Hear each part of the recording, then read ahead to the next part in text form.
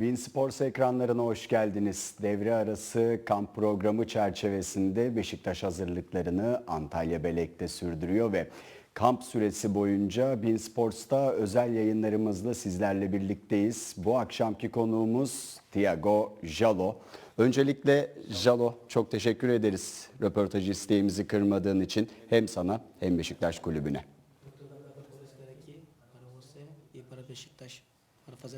Não, obrigado eu. Estou muito feliz e preparado para as perguntas. Ben teşekkür ederim. Bu röportaj için gerçekten ben de mutluyum burada olduğum için. Fatih Nar da bize tercüme ile eşlik edecek. Ona da buradan şimdiden teşekkürlerimizi iletelim. Devre arasıyla başlayalım. Kamp süreci nasıl geçiyor? Neler yapıyorsunuz? Kamp süresini nasıl değerlendirirsin bu zamana kadar? Então podemos começar agora o estágio em Antalya. O que estamos a fazer agora? Como vai o processo, os treinos, o ambiente? O que pode falar? Está a correr muito bem. Felizmente a equipa está toda junta e conseguimos conviver ainda mais e a alegria é diferente. Eu acho que costumo dizer que esta altura, quando não há jogos, há mais tempo para trabalhar. É quando há mais alegria e mais tempo para trabalhar as coisas que o treinador quer para os próximos jogos. Tabii ki çok iyi gidiyor. Herkes birlikte. Hepimiz mutluyuz. Çok iyi bir ortam var burada. Tabii ki maçlar olmadığı için de daha çok çalışma imkanımız oluyor. Keyifli bir atmosfer var. Hocamızın da bizden istediklerini sahaya yansıtabilmemiz için buradaki çalışmalar gerçekten çok iyi gidiyor. Hocamızın bizden istediklerini sahaya yansıtmak için buradaki çalışmalarımız devam ediyor dedin. Teknik heyet bu devre arası kampında en çok hangi çalışmalara yoğunluk gösteriyor? Tanto faz que nós queremos fazer que o nosso treinador Mister quer de nós nos jogos, agora estamos a trabalhar. Então, o que tu achas? A equipa técnica foca mais para melhorar a equipa em termos de treinos? Eu acho que há muita coisa a melhorar. Nós temos uma equipa de muita qualidade, mas penso que temos que jogar melhor sem bola. Eu acho que muitos golos que sofremos foi bocado por, se calhar, falta de, não falta de inteligência, mas mais agressividade e mais comunicação. E isso ia ajudar muito mais a equipa a sofrer golos. Mas estamos a trabalhar nesta fase e o Mister tem a noção e os jogadores têm a noção disso. E acho que para a segunda volta vamos melhorar muito. Çok geliştirmemiz gereken şeyler var gerçekten ama kaliteli bir takım olduğumuzu biliyorum. Kalitemiz var. Topsuz oyunda daha iyi olmamız gerekiyor. Çünkü bu sene yediğimiz gollere baktığımız zaman hata diyemeyiz fakat daha çok agresif olmalıydık ve saha içinde daha çok iletişim kurmalıydık. İletişim ve agresiflik açısından kendimizi daha iyi götürmemiz gerekiyor. Hocamız da zaten bunu istiyor. Bunları daha iyi götürdüğümüz zaman biliyorum ki daha az gol yiyeceğiz ve hocamızın da isteği bu yönde ve bu şekilde de ikinci yarıya çok daha iyi başlayacağımızı düşünüyorum. Pozitif bir atmosferden bahsetti kendisi ki biz de Beşiktaş'ı takip eden basın mensupları bunu aslında sağ kenarından görebiliyoruz. Bu süreç nasıl gelişti ki biz de bu Antalya kampında o pozitif havayı hissediyoruz? Você falou que tem alegria, agora é o mais positivo ambiente. Também como jornalistas perto do campo podemos ver isso quando vocês fazem treinos. Então, como que pode falar sobre isso? Como foi essa coisa do ambiente na equipa? Como depois dos treinos, estamos mais próximos um do outro porque temos que estar todos no mesmo sítio. Ajuda também com que as pessoas que falam menos com outras pessoas tenham a oportunidade de juntar e de conversar porque estamos todos ambientados no mesmo sítio. Quando estamos em Besiktas, acabamos o treino e cada um tem que ir para casa e cada um despacha da sua forma que quer. E aqui, por mais que tenhamos pressa, sabemos que daqui a 30 minutos temos um jantar, um almoço, então a comunicação começa a ser muito melhor a partir daí. Evet, pozitif bir hava var dediğiniz gibi. Bunun da sebebi bence daha yakın olmamız birbirimize. Çünkü aynı masada yemek yiyoruz, aynı yerde yaşıyoruz ve bazı birbirleriyle çok fazla iletişim kurma imkanı olmayan oyuncular da bu sayede birbirine daha çok kaynaşıyor, daha çok sohbet ediyor. Aynı masada yemek yiyoruz, aynı yerlerde bulunuyoruz ve Örneğin İstanbul'dayken, tesisteyken antrenman bittikten sonra oyuncular kendi hayatları var herkesin. Evlerine gidiyor, ailelerine gidiyor ve çok fazla zaman geçiremiyorduk. Ama şimdi burada örneğin antrenmandan sonra hemen işte 30 dakika, 45 dakika sonra yemek olunca acele bir şekilde yemeğe iniyor herkes. Hep beraber oluyoruz ve bu anlamda da iletişim oyuncular arasında artıyor. Bunu söyleyebilirim. Bu pozitif havanın sebebi olarak. Son dönemlerde aslında Beşiktaş'ta duyduğumuz o iletişim oyuncular arasındaki biraz zorlanan bir süreçti. Şimdi Jalon'un bahsettiği durum artık iletişim daha çok fazla oyuncular arasında diyor. Yansıması bu kampın ikinci devreye ve geneline nasıl olur? Então, comunicação, sempre falamos também, Beşiktaş tinha, o grupo teve problema de comunicação entre eles. Nós, como jornalistas, achamos assim. Também agora tu falas que é melhor agora, melhorou essa situação, os jogadores têm mais comunicação. E que tu achas, como pode refletir para a segunda parte da temporada, época, agora esse ambiente? Eu acho que uma equipa é sempre como uma família. Claro que muitas das vezes as coisas não são perfeitas. Temos jogadores que falam menos umas com as outras. Mas são coisas naturais e eu acho que quando temos um estágio como este acaba por ajudar na comunicação e todos sabemos que estamos a lutar para o mesmo, então temos que fazer também um esforço para termos uma relação melhor para ajudar os adeptos, o clube e a nós mesmos e automaticamente estamos a ajudar também a nossa família, que no final do dia é o mais importante. Zaten futbol takımları futbol takımları ailedir. Ama her ailede olduğu gibi her zaman her şey mükemmel, sorunsuz olmaz. Evet, bazen iletişim eksikliği olabilir. Bazı oyuncular çok fazla birbirleriyle iletişim kurmazlar. Ama bu doğal oluyor. Futbolun içinde var, bu grupların içinde var, ailenin içinde de olabiliyor. Ve bu iletişimle düzelen bir şey ve biz burada dediğim gibi az önce hepimiz bir yerdeyiz ve aynı amaca hizmet eden insanlarız. Savaşımız aynı amaç için ve daha iyi ilişki kurarak birbirimizle daha iyi bir grup olarak hem kulüp için hem taraftar için daha iyi işler yapabileceğimizi düşünüyorum. Ve bu sayede de daha iyi kendi ailemize de kendimize de çok daha faydalı ve yararlı olacağımızı düşünüyorum. Kamp süresi aslında iyi bir şekilde değerlendirdin. Artık forma giydiği dönemlere gitmek istiyorum. Beşiktaş'ta forma giymek dışarıdan göründüğünden çok zor olduğunu hangi an anladın ve burada hataya yer yok dediğim bir an yaşadın mı? Então, falamos sobre o ambiente aqui, sobre estágio, e eu quero perguntar agora, jogar em Beşiktaş é mais difícil que parece da fora, jogar aqui tem pressa tudo. Tem algum momento ou em que momento tu sentiste, ok, aqui não há tolerância para errar, aqui não há nenhum lugar para errar? Eu de fora não tinha a noção que o Beşiktaş era muito grande. Sabia que o Beşiktaş tem bons adeptos e joga num país onde as pessoas vivem de uma forma diferente do futebol. E a partir do momento que eu vi que é um clube onde não dá para errar, foi nos jogos que perdemos contra equipas mais pequenas e obviamente que nenhum clube quer perder, mas senti uma pressão diferente e apesar de eu não gostar de perder, foi também uma experiência e foi uma forma de ter mais a noção da grandeza do Beşiktaş e cada vez que eu entro no campo é 100% e espero que todos os meus colegas também façam isso, não só pelos adeptos e pelo peso do clube, mas sim porque temos que jogar sempre para ganhar.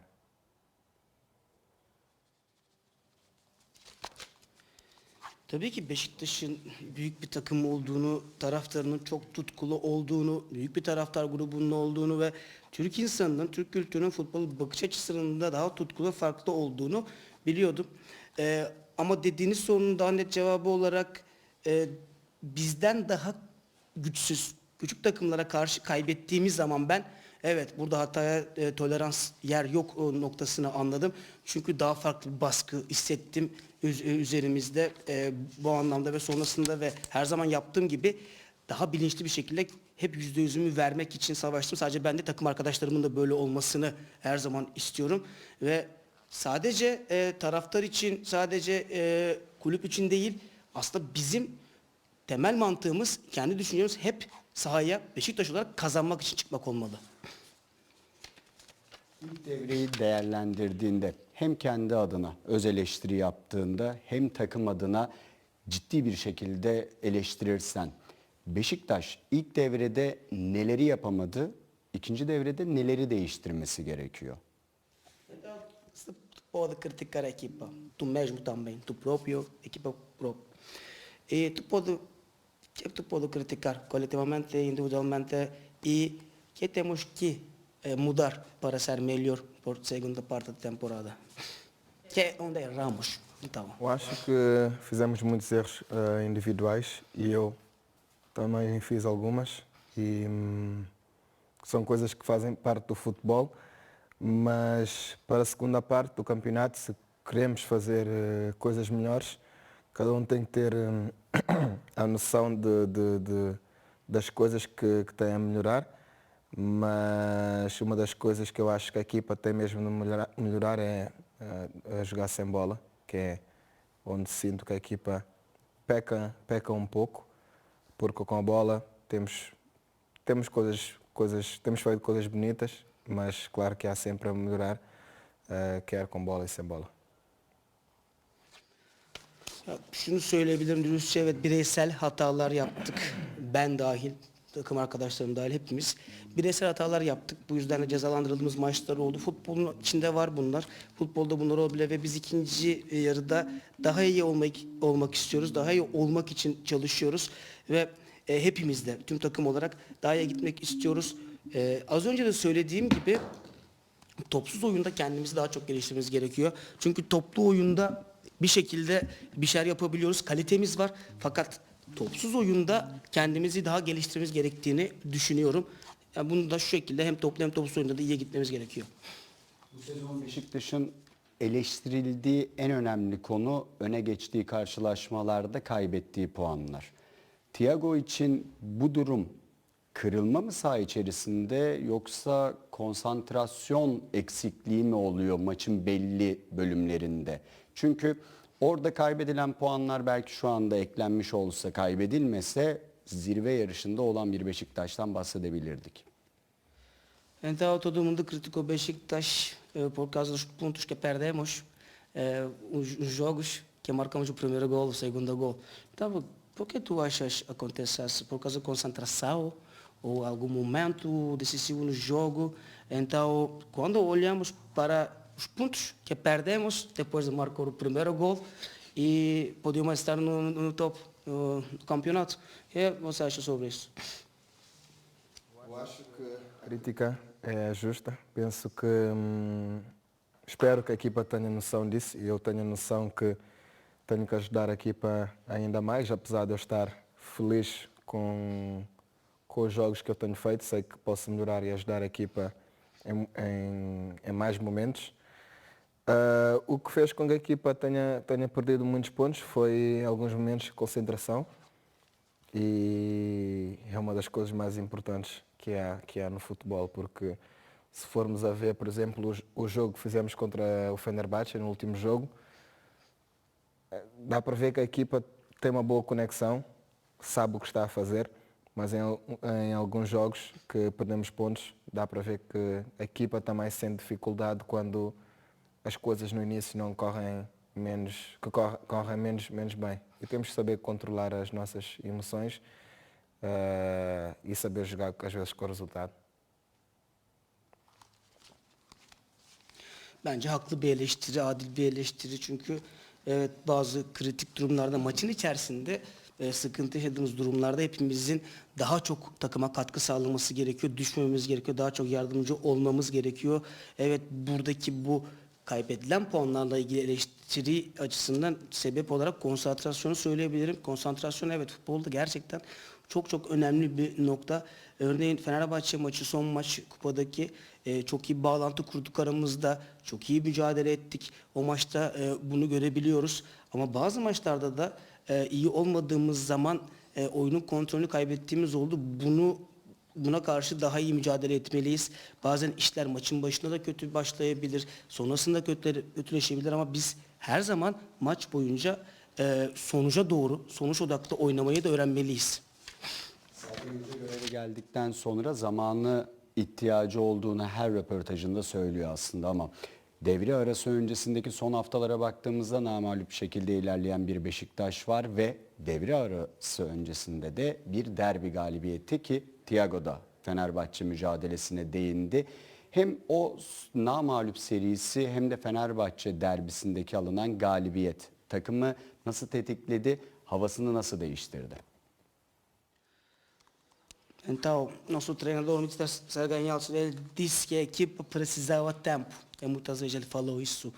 E quando olhamos para as últimas semanas do campeonato, também na taça, o Beşiktaş não perde os jogos. E ganhamos contra o Fener, derby. Então, foi bom jogo, como tu falaste agora sobre o jogo do Fener. Então, essa vitória contra o Fener, também jogos que não perdemos. A última parte da temporada foi bom. E agora, como vai criar um efeito, o que vai mudar essa coisa boa na equipa? De acordo com o treinador, acho que precisamos de mais tempo para trabalhar, mas também temos de ter consciência que podíamos ter feito melhor. Acho que a vitória contra o Fenerbahçe mentalmente vai dar alguma coisa extra à equipa. E temos de saber que temos qualidade para fazer mais jogos de qualidade, mais jogos como fizemos contra o Fenerbahçe e mais outras equipas que eu poderia dizer. Eu acredito que a equipa está mentalizada, acredito que mentalmente estamos preparados para fazer uma boa segunda parte. Tabii ki hocamızın da söylediği gibi daha çok çalışmamız gerekiyor.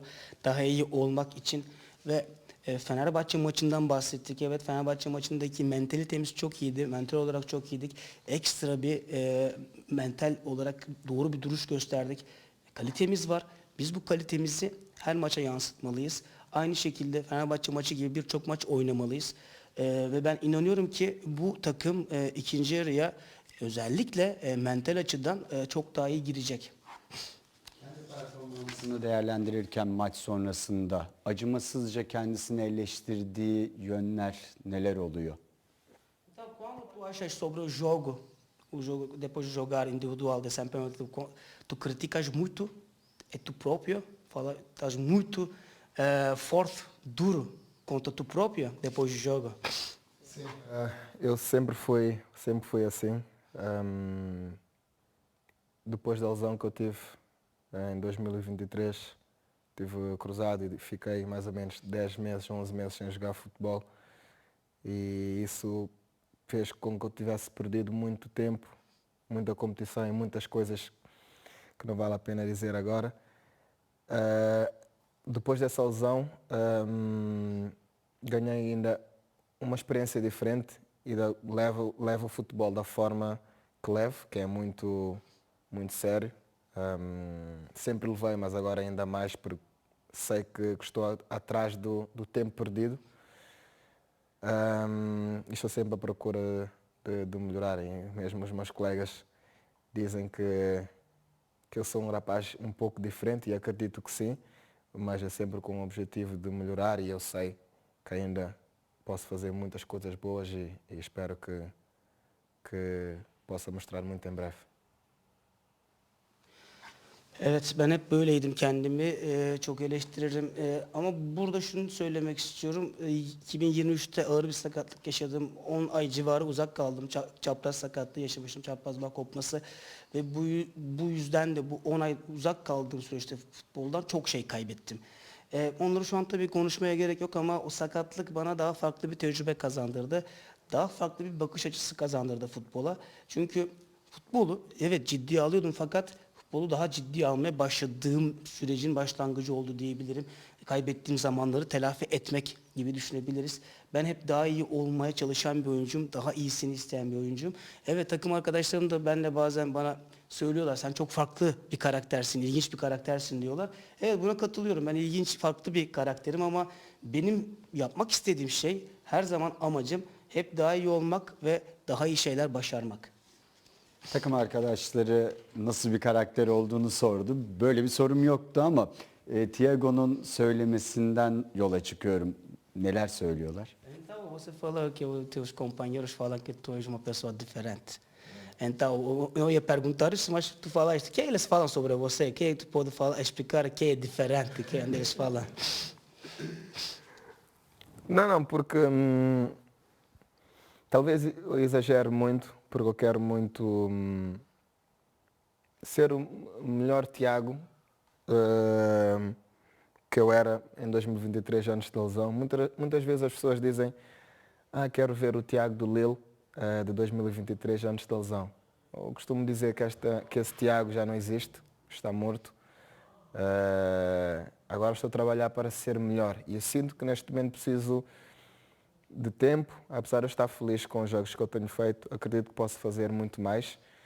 Então muitas das vezes faço coisas que os meus colegas não fazem e apesar de não estou a dizer que eles estão a fazer mal, mas é uma forma de eu tentar ganhar tempo para melhorar, para sentir-me bem para o próximo jogo. E muitas das vezes eles dizem que eu exagero muito, que eu sou um pouco maluco. Eu acho que eu sou, mas num bom sentido. Bom sentido. Good sense. Belki bazı şeyleri fazla abartıyor olabilirim daha iyi olmak için, daha iyi bir Thiago olmak için. Çünkü şu da artık çok söyleniyor bana. İşte biz 2023'ten önceki, sakatlıktan önceki Thiago'yu görmek istiyoruz diye. Lille'deki Thiago'yu görmek istiyoruz diye çok kişi bana söylüyor. Artık o Thiago yok yani. Şu an başka bir Thiago var sakatlık sonrası. Yani tırnak içinde o Thiago öldü diyebilirim. Şu an daha iyi olmak istiyorum. Şu an daha iyi olmak için de takım arkadaşlarım yaptıklarından daha farklı şeyler yapıyorum. Önümüzdeki maçlara hazırlanmak için, kendimi maça hazırlamak için. Ya takım arkadaşlarım iyi hazırlanmıyorlar falan asla demiyorum ama benim tarzım biraz farklı. Benim daha iyi olmak için yaptığım şeyler onlarınkiyle çok benzemiyor. Bana yani bir deli diyorlar ama iyi anlamda. Çılgın deli diyebilirim ama iyi anlamda. Takımda en iyi anlaştığın arkadaşın kim? Eu tenho o melhor amigo na equipa, tentas melhor. No equipa, mas não no campo. Na equipa. Eu dou-me bem com toda a gente, eu acho que sou muito social, apesar de ser um bocado reservado. Bom, talvez o Bilal ou o Talan, porque o Bilal fala francês, eu também é uma forma de não esquecer o francês, então falo com ele. E talvez Talan que tenta sempre aprender alguma coisa comigo, então está sempre próximo, então estamos muitas vezes juntos. Ben herkesle çok iyi anlaşıyorum. Tüm takım arkadaşlarımla. Bazen de ama tabii kendime çekildiğim anlar olabiliyor. Ama genelde herkesle iletişimim var. En çok iletişim kurduğum oyuncu Bilal. Bilal Ertuğrul çünkü kendisi de Fransızca konuşuyor. Ben de Fransızcamı da unutmamak için onunla biraz da pratik yapmış oluyorum. Fransızca konuşuyoruz. O benden bir şey öğreniyor. Ben ondan bir şey öğreniyorum. Onunla iyi bir dostluğumuz var. Lille dönemlerine gitmek istiyorum. 102 maçlık bir serüvenin oldu Lig 1'de.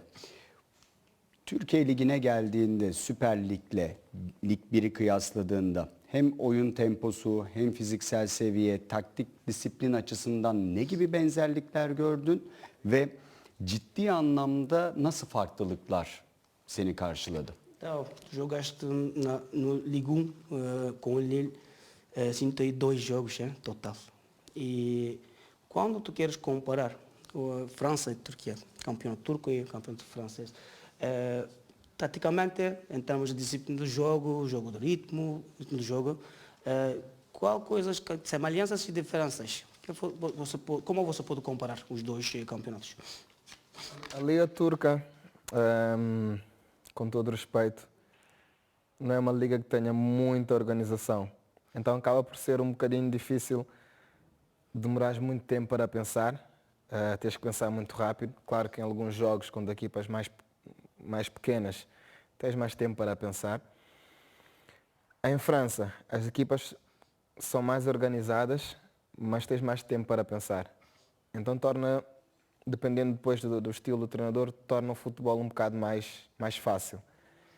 Aqui na Turquia os jogos são mais duros, mais intensos, porque é muita transição e é um estilo de jogo que eu gosto porque as pessoas até costumam dizer, e eu digo muitas das vezes, 1 para 1 é muito difícil me driblar, e eu estando em forma. E então é um tipo de jogo que eu gosto aqui na Turquia. Lá em França é mais tático e não explora muito as minhas características, apesar de eu ter feito muitas coisas boas no Lille. Estive lá 4 anos e meio e foi onde eu fiz a melhor época da minha vida. Asla tabii saygısızlık yapmak istemiyorum ama ikili ligdeki en büyük farkın şu olduğunu söyleyebilirim. Organize takımların oynamasındaki organizasyon, Türkiye'deki takımlar çok fazla organize değiller. Ama Fransa'da saha içinde aslında daha futbol anlamında, taktik anlamında daha belirgin şablonlar görebileceğimizi söyleyebilirim o anlamda. Mesela Fransa'da oynarken top sizdeyken zamanın olabiliyor topla oynamak için. Çünkü belli sisteminiz oluyor fakat Türkiye'de biraz daha oyunlarda, maçlarda daha yoğun, daha şiddetli bir tempo görebiliyoruz. Ben hep şunu söylemiştim. Birebir oynamak benim için çok zor değil. Fakat Türkiye Ligi'nde dediğim gibi biraz daha oyun çok geçişli oynanabiliyor. Sahada rakipten top kaybedildiği zaman direkt hücum yapılabiliyor. Bu anlamda da oyun organizasyonu anlamında farklı olduğunu söyleyebilirim. Ben şahsen Lille'de sakatlanmadan önce en iyi sezonumu geçirmiştim. O sezonda iyi özelliklerimi de ortaya koymuştum ama ben bu yoğun, şiddetli oyuna, fiziksel tempoya da alışkın ve bunu seven bir oyuncuyum.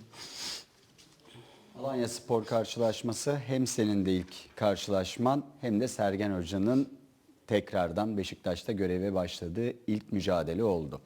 Sergen Hoca ile özel bir görüşmen oldu mu? Özel bir görüşmeniz olduysa aklında kalan en çarpıcı diyaloğunuz neydi? Então, teu primeiro jogo em Beşiktaş foi contra o Alanyaspor também. O primeiro jogo do nosso Mr. Sergen Yalçın foi contra o Alanya. Então, tu falaste alguma coisa com ele, pessoalmente, antes do jogo? Se tu falaste com ele, tem alguma frase que tu nunca esqueces ou alguma frase que tu lembras agora nessa reunião? Sim, falei com ele antes do jogo. Penso que o Missa não me conhecia muito bem, que é normal. E o Mister me passou uma mensagem de tranquilidade e mais ou menos como é a liga turca, que eu não tinha noção porque nunca joguei contra nenhum clube da Turquia, apenas contra a seleção da Turquia. Eu fui para o jogo como vou sempre, em cada jogo que eu faço. Infelizmente as coisas não correram muito bem, não correu da forma que eu quis. Tive um jogo péssimo, mas aprendi muito depois desse jogo e trabalhei ainda mais, que era para dar uma resposta positiva, não só aos adeptos, mas também para passar confiança aos meus colegas, porque a minha posição, que é zagueiro central, é uma posição um bocado injusta, onde não é possível errar, porque quando se erra, pagas caro.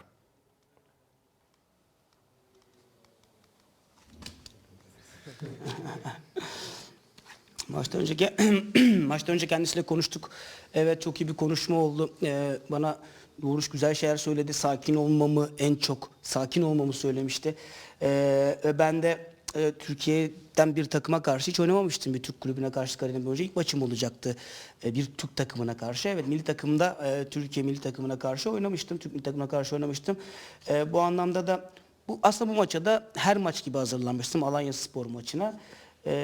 Ama iyi geçmedi. Biraz kötü bir maç oldu. Bana çok öğretici şeyler de verdi bu maç. Daha iyi olmak için daha çok çalışmam gerektiğini anladım. Ve daha iyi olmamın sebebi sadece kesinlikle tabii ki bu önemli, taraftar değil, takım arkadaşlarıma da güven vermem. Çünkü stoper oynuyorsunuz ve stoper oynarken takım arkadaşlarınıza güven vermeniz lazım. Çünkü yaptığınız hatalar çok pahalıya mal olabiliyor. Sergen Hoca, Sergen Yalçın bizim ligimiz için, Türk futbolu için ikon isimlerden bir tanesi. Sergen Yalçın'la çalışmaya başladıktan sonra onunla birlikte etkilendiği bir özellik var mı Sergen Yalçın özelinde? O Sergen Yalçın é grande jogador em futebol turco. É um ídolo. Então, depois comecei a trabalhar com ele. Então, alguma coisa que tu achas especial sobre ele? Alguma coisa que tu notas do Sergen Yalçın? Tenho mais ou menos a noção da grandeza que ele tem aqui na Turquia. Por acaso, antes desta entrevista, estive com o Tami a ver alguns vídeos dele e nota-se que é um jogador de muita qualidade e é uma pessoa que tenta passar um bocado aquilo que ele sabe do futebol turco para nós, e é fácil de perceber também que é uma pessoa que teve experiência no futebol e quando assim é muito mais fácil para nós jogadores percebermos a mensagem que o treinador quer passar. É uma pessoa que é um treinador que liga muito o duelo, que é uma coisa que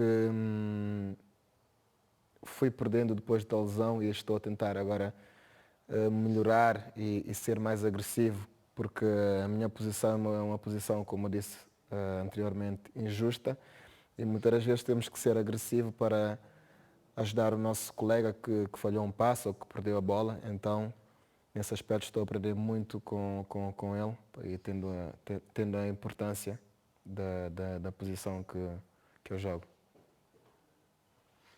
Kendisinin karakterinin aslında güçlü ve büyük olduğunu biliyorum. Futbolculuğu anlamında da Temil'le onun videolarını izlemiştik. Gerçekten çok kaliteli bir oyuncuymuş. İnanılmaz bir kalitesi varmış. Kendisi bize Türk futbolunu anlatıyor. Türk futbolunun özelinde aslında taktiksel olarak da neler yapmamız gerektiğini anlatıyor. Çok tecrübeli bir isim kendisi ve bu yüzden de onun bize anlattıklarını daha kolay uygulayabiliyoruz, anlayabiliyoruz. Ve agresifliğe çok önem veren bir hoca. Bu anlamda bizim özellikle pozisyonumuz dolayısıyla daha agresif olmamız gerektiğini de sürekli söylüyor. Topu kaybettikten sonra kazanmak için ve genel olarak oyun içerisinde pozisyonumuz gereği daha çok agresif olmamızı, daha savaşmamız gerektiğini söylüyor ve aslında top kayıplarımız olmasa iyi de bir oyun ortaya koyuyorduk. Bazı önce bahsettiğimiz kayıplar olmasa da şu anda yerimiz daha iyi olabilir. Çok da adil bir yerde olduğumuzu düşünmüyorum ligde. Beşiktaş'a gelmeden önce transfer sürecine birazcık gidelim. Neler biliyordun? Çünkü baktığımızda aslında Thiago Türk futbolunda önemli isimlerle temas halinde olmuş. Hem Sporting döneminde Merih Demiral'la, Lille döneminde Zeki Çelik, Yusuf Yazıcı, Burak Yılmaz'la birlikte, Juventus'ta da Kenan Yıldız'la birlikte bir süresi oluyor. Nasıl bir konuşma geçti? Ne gibi bilgiler aldı bu isimlerden ya da görüştüğü kişiler oldu mu? Ama şunu merak ediyorum bu soruya ek. İlk olarak kimi aradı? Então, o que tu sabias sobre o futebol turco antes de chegar à Turquia? E nós sabemos que tu jogaste com Meri, Zeki, Yusuf, Kenan, Burak, antigamente. Você falou com eles, com alguns? Você teve alguma informação futebol turco, sobre o futebol turco? E eu quero saber uma coisa importante. Quem foi a primeira pessoa que tu ligaste para sobre a Turquia? Para ser sincero, não sabia que a Liga Turca é uma liga onde as pessoas levam a competição muito, muito séria. Tocaste em nomes de pessoas que eu tenho muita boa relação. Inclusive, há uns dias atrás falei com o Burak e o Kenan. Kenan especialmente, que é uma pessoa que eu gosto muito, especialmente como jogador. E o Burak também, que me ajudou bastante no Lille, e o Yusuf também, e o Demiral e o Zeki.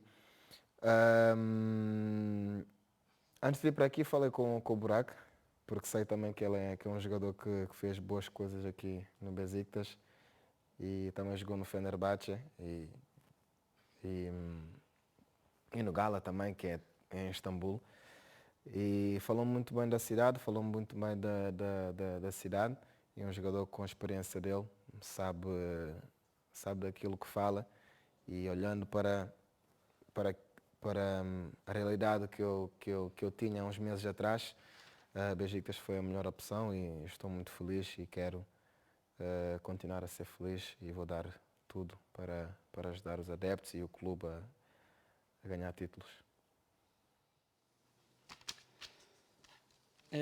Aslında dürüst olmak gerekirse Süper Lig'in bu kadar rekabetçi bir lig olduğunu, rekabetin bu kadar ciddi seviyede olduğu bir lig olduğunu bilmiyordum.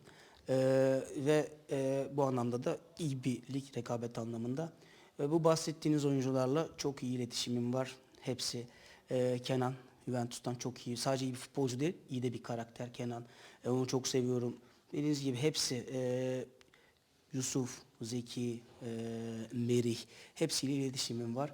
Burak Yılmaz'la Lille'deki o sene takıma ve bana herkese çok yardımcı oldu. O şampiyonluk senesinde gerçekten iyi bir sezon geçirmiştik ve çok da iyi işler yaptı orada. Türkiye'de de büyük işler yapmış bu oyuncu. Beşiktaş'ta çok iyi sezonlar geçirdi. Aynı şekilde İstanbul takımları Fenerbahçe ve Galatasaray'da da oynadı, bunu biliyorum. İstanbul'la ilgili, şehirle ve Beşiktaş'la ilgili bana çok iyi şeyler söyledi. Sonuçta çok tecrübeli bir isim kendisi ve ne dediğini bilen bir oyuncu olduğunu söyleyebilirim. Ben de o dönem baktığım zaman burada çok mutlu olabileceğimi fark ettim ve en iyi seçenek benim için Beşiktaş'tı. Bu bağlamda da bu büyük takımın kupalar kazanması için, başarılar kazanması için ben her zaman taraftarımız için elinden geleni yapacağım. Ama sorduğum soruya cevap vermedi. Tu não deste uma resposta para a pergunta. Quem foi a primeira Teklif pessoa? geldiğinde kimi aradı? Quando a proposta chegou, quem foi a primeira pessoa que tu ligaste? O Burak? Burak. Gaziantep Futbol Kulübü karşılaşması sonrasında flash röportaj alanında Burak Yılmaz'la Thiago Jalo'yu gördüm. Eğer özel değilse orada koyu bir sohbet vardı. Bu sohbetin detaylarından bahsedebilir mi diye bir sorsam ne der? O jogo do Gaziantep, o treinador do Gaziantep, o Burak Yılmaz. Quando eu fazia entrevista, eu vi que tu falavas com o Burak, estavas uma conversa, foi uma conversa intensa. Se não for, é muito privado aqui, vocês falaram aí com o Burak? As coisas, mas no geral ele queria saber como eu estava fisicamente, porque ele viu a melhor versão do Thiago Jaló e pronto, basicamente queria saber como gostava, se eu estava a gostar, e também tenho um carinho especial por ele porque no ano que nós fomos campeões da Liga, ele para mim foi um dos melhores jogadores da Liga, então de uma certa forma para agradecer novamente, então levei-lhe uma camisa minha como recordação. E também, claro, é especial porque é sempre um ex-colega, que agora é treinador, e fico muito feliz por ele estar a fazer um bom trabalho e espero que continue a fazer um bom trabalho onde quer que esteja. Genel olarak konuştuk. Aslında benim fizik durumumu sordu, nasıl olduğumu sordu sakatlıktan sonra. Çünkü Burak Yılmaz o asıl Thiago Jalo'yu, onun o Lille'deki versiyonunu bildiği için biraz da onu sordu ve daha iyi gittiğimi de gördü aslında. Kendisi de benim için özel bir insan. Çünkü şampiyon olduğumuz sene bence Lig 1'in belki de en iyi oyuncusuydu, en iyi oyunculardan biriydi. Bu anlamda da ona teşekkür anlamında, teşekkür mahiyetinde de formamı verdim bir hediye olarak da. Kendisi dediğim gibi benim için çok özel bir insan ve şu an bence çok iyi iş çıkarıyor teknik direktör olarak Gaziantep FK'da. Çok önemli isimleri sıraladık, birlikte oynadın ama ben o isimler özelinde bir şey sormak istiyorum. Merih Demiral, Zeki Çelik, Yusuf Yazıcı, Burak Yılmaz ve Kenan Yıldız özelinde. Seni etkileyen özellikleri nelerdi? Falamos sobre os nomes importantes, os jogadores turcos, o Merih, Yusuf, Burak, Kenan, talvez eu esqueci mais tanto, sabes? Şöyle de yapabiliriz. Podem- Merih'in şu özelliği beni çok etkiledi. Zeki Çelik'in Por bu exemplo, özelliği. cada uma coisa sobre Merih foi muito especial em termos disso, ou Yusuf, ou Burak, ou Kenan. Uma coisa sobre eles pode dizer? Demiral foi deles todos a primeira pessoa que eu conheci. Jogamos 3 anos juntos e nós tínhamos uma boa relação porque, para já, eu gosto de receber as pessoas bem, especialmente quando um jogador estrangeiro vem para um país diferente. As pessoas querem sempre que tenha alguém para ajudar e eu fui, acho que a melhor pessoa que esteve com o Demiral em Portugal e estávamos sempre juntos. Começamos a jogar juntos, ele do lado direito e eu do lado esquerdo. E a nossa coisa era, não podemos sofrer golos. Podes jogar da forma que queres, eu jogo da forma que eu quero, mas todos juntos. E fazíamos tudo para ganharmos os jogos e felizmente ganhamos 2 títulos, se não me engano, e sempre tivemos uma boa relação. É uma pessoa um bocado maluca no campo, mas gosto muito da forma como ele é. Buraco também é um bocado assim. Buraco inspirou-me muito porque da forma como ele jogava e queria ganhar, inspirava quase todos da minha equipa porque ele era um dos mais velhos e nós todos ficamos agradecidos quando ganhamos o campeonato e pronto. O Yusuf e o Izaki são mais tranquilos. Yusuf foi deles todos, foi se calhar a pessoa com quem melhor dei, porque como ele gostava muito de mim, ele dizia que aqui na Turquia, quando gostamos muito de uma pessoa, temos que bater muito essa pessoa e o Yusuf todos os dias me batia. E Izaki era mais tranquilo. O Kenan gostava muito de mim como jogador, gosta de mim como jogador, acho eu.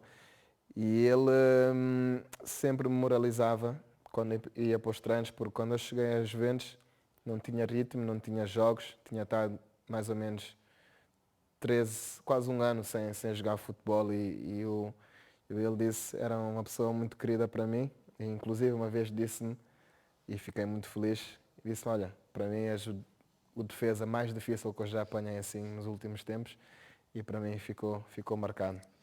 Ficou marcado e inclusive falamos muito regularmente, é uma pessoa que eu tenho muito carinho. Não, Brad. Hoppa onu da tamam. Evet Merih, Merih'le uzun süre beraber oynadık. Kendisi çok ilişkim var. Çok iyi bir arkadaşlığımız var. O ilk defa başka bir ülkeye geldiğinde ona en çok yardım eden insan aslında bendim. Hep beraber vakit geçirdik onunla. Çünkü insan başka bir ülkeye gidince birilerini arıyor ve Melih de geldiği zaman Portekiz'de ona çok yardımcı olmuştum. İkimiz hep beraber beraber oynuyorduk ve beraber oynarken sahada nasıl oynarsak oynayalım asıl derdimiz bizim gol yememekti ve onunla 2 kupada kazandık, başarılar kazandık Merih'le. Kendisi sahada çılgın bir oyuncu. Bunu söyleyebilirim kazanmak için. Her şeyi yapan biraz çılgın bir oyuncu ama onu çok seviyorum gerçekten. Çok iyi bir iletişimimiz var. Onun da Burak konusunda zaten biliyorsunuz Burak da sahada çılgın bir oyuncu. O da bu anlamda Merih'e benziyor. Kazanmak için gerçekten her şeyi sahada veren, her şeyini veren çok hırslı ve çok yürekli bir oyuncu Burak Yılmaz. Yusuf ve Zeki aslında biraz daha sakin insanlar. Fakat şöyle bir durum var. Yusuf hep benim böyle enseme vururdu. Onun da sebebi işte Türkiye'de biz sevdiğimizde bu şekilde şakalaşırız, vururuz derdi. İyiydi yani o anlamda öyle şakalaşırdı benimle. Zeki çok sakin bir oyuncuydu. Zeki daha çok kendi halinde bir oyuncu. Kenan özelinde de Kenan'la gerçekten farklı bir bağım olduğunu düşünüyorum. Oyuncu olarak beni sevdiğini düşünüyorum. Ben de onu çok seviyorum her anlamda. Çünkü Juventus'a ilk geldiğim zaman çok maç ritmim yoktu. Çok uzun süre top oynamamıştım. Ve bana sürekli çok iyi davrandığını biliyorum Kenan'ın. Hatta bir kere konuşurken stoper olmanın, defans olmanın aslında hücumda olmaktan daha zor olduğunu söylemişti. Benim yaşadığım süreci de aslında bir anlamda bana anlatırken aklımda kalan güzel bir sohbetimiz olmuştu onunla. Kenan gerçekten benim için de özel bir insan. Peki Kenan Yıldız'ın potansiyelini nasıl görüyor? O que tu achas sobre o potencial do Kenan? Incrível. Muito jovem, O futuro, o que maduro. tu achas? Vai. Vai ser um dos melhores do mundo, facilmente, facilmente. E já nem falo pela qualidade de pessoa, de jogador, mas também pela aquilo que ela é fora do campo. E esse tipo de pessoas normalmente têm sempre sucesso. İnanılmaz bir oyuncu. Harika bir karakteri var. Harika bir kariyer bekliyor. Dünyanın en iyilerinden biri olacak. Çünkü dediğim gibi sadece saha içinde oyuncu kalitesi olarak değil, saha dışında insan olarak da çok iyi. Zaten saha dışında karakter olarak işte Kenan'ın o iyi bahsettiğim karakteri gibi karakteri olmayan oyuncular da başarılı olamazlar. Ama Kenan iç anlamda da çok iyi ve çok başarılı olacak. Artık röportajımızın sonlarına geliyoruz ama Jalo ile ilgili biraz özel şeyler de sormak istiyorum. Çok önemli Türk isimlerle futbol oynadı. Türk yemeklerinden en çok hangisini biliyor? İstanbul'a geldiğinde direkt olarak hangi yemeği yedi?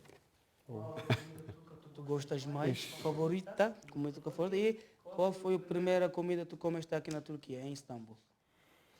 Já não me lembro a primeira comida que eu comi, mas uma comida que eu gosto muito é kebab. Number one. Para mim, um dos melhores que eu já comi até hoje. A carne é muito deliciosa. Aqui na Turquia se come muito bem até.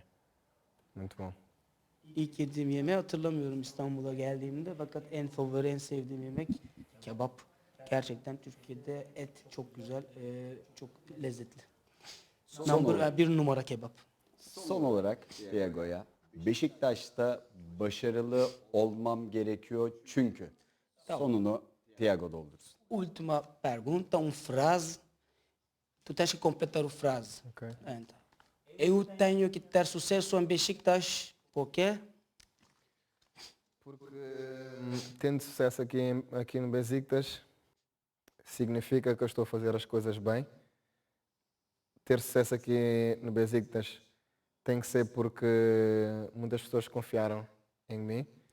E tendo sucesso aqui no Besiktas, a minha família terá sucesso, os meus colegas terão sucesso, todos os adeptos terão sucesso.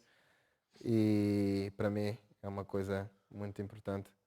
Não só pelo sucesso, mas sim temos que fazer as coisas bem e dar o nosso melhor todos os dias. Beşiktaş'ta başarılı olmam gerekiyor çünkü işimi doğru yaptığım anlamına geliyor. Bu Beşiktaş'ta başarılı olmam gerekiyor. Çünkü bana inananlara, bana güvenenlere ne kadar doğru olduklarını gösterdiğim anlamına geliyor. Beşiktaş'ta başarılı olmak istiyorum çünkü burada başarılı olursam ailem, arkadaşlarım, taraftarlar mutlu olacak ve bu mutlulukla beraber şunu diyebileceğim ki evet, Beşiktaş'ta başarılı olmam lazım çünkü işimi doğru yapıyorum. Her gün %100'ümü veriyorum. Son olarak ikinci devre için Çok teşekkür Beşiktaş taraftarına ne söylemek istersin? Mensagem para os adeptos do Beşiktaş para a segunda parte da temporada. Vamos dar o nosso melhor. Eu falo também por mim. Irei dar sempre o meu melhor, irei trabalhar para o clube, porque eu sinto aquilo que os adeptos sentem. Sei que vivem muito de uma forma muito bonita e eu gosto de viver o futebol assim. Então, iremos dar o nosso melhor para melhorar as coisas classificamente.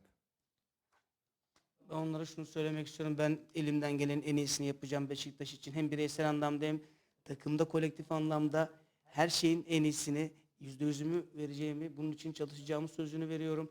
Ve taraftarların futbolu ne kadar hissettiklerini, ne kadar futbolun içinde yaşadıklarını biliyorum. Ve bu anlamda da başarılı olmak için, en üst sırada yükselmek için en iyisini yapacağımı sözünü veriyorum. Thiago'ya çok teşekkür ederim. Gerçekten çok güzel bir röportajdı ki Türkiye'deki ilk röportajı televizyondaki. Primeira entrevista na Türkiye. Além do flash depois do jogo. Çok flaşta da birlikteyiz ama çok güzel bir röportaj oldu. Thiago'ya çok teşekkür ediyorum. Beşiktaş Kulübü'ne çok teşekkür ediyorum. Fatih Nar'a çok teşekkür ediyorum ki uzun bir röportaj oldu. Onu da çok yorduk. Foi longo e Fatih ficou muito cansado. Respostas longas. Difficult language Portuguese. You didn't understand nothing. Difficult. Bein Sports ekranlarında özel röportaj konuğumuz Thiago Jalo'ydu. Beşiktaş Antalya kampına devam ediyor. Bizim özel röportajlarımız devam edecek ama şu anda yayını devrediyoruz. Hoşça kalın diyoruz efendim.